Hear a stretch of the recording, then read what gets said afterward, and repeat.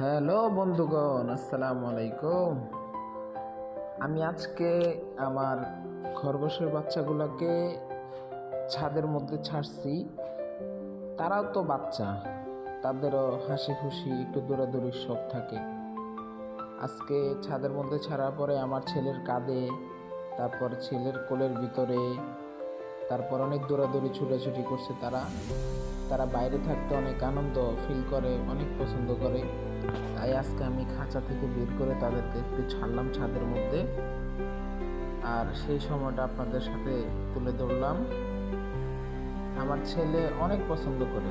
আপনারা আপনাদের ঘরে যদি কোনো বাচ্চা থাকে তাহলে একটা খাঁচার ভিতরে দুইটা খরগোশ আপনারা পালতে পারেন। খাঁচার মধ্যে খরগোশ পালা আমি মনে করি ইজি।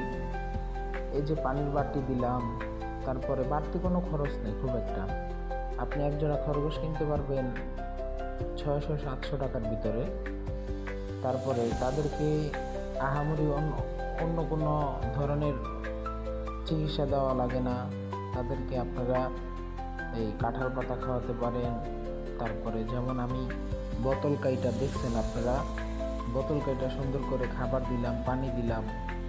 এক একটা বোতল কিনতে গেলে, এক একটা বাটি কিনতে গেলে 30 টাকা 40 টাকা লাগে। সেক্ষেত্রে আমাদের বাসায় অনেক বোতল থাকে, তাই আর আমার বাড়তি ঝামেলা করার দরকার নেই, বাড়তি অপচয় করার দরকার নেই। টাকা সুন্দরভাবে আপনারা বোতল কাইটা সুন্দর করে রশি দিয়ে বেঁধে দিতে পারেন। আর খাঁচার নিচে ট্রেগুলো দেখছেন আপনারা, এই খাঁচার নিচে ট্রেগুলো থাকা সুবিধা হচ্ছে আপনার খরগোশ যখন মল ত্যাগ করবে, প্রস্রাব করবে, তখন এই ট্রের মধ্যে জমে থাকবে। আপনারা সুযোগ বুঝে, সময় বুঝে সেগুলো পরিষ্কার করে দিলে আবার পুনরায় আগের মতো হয়ে যাবে।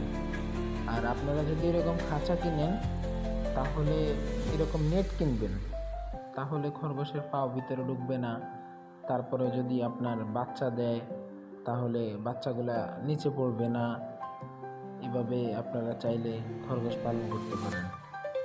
আজকে ছাদের মধ্যে নিয়ে তাদেরকে অনেক ছাড়লাম, ছাইরা তারা অনেক ছোটাছুটি খেলাখেলি করার পরে তারা এখন আবার খাঁচার ভিতরে ঢুকিয়ে দিলাম।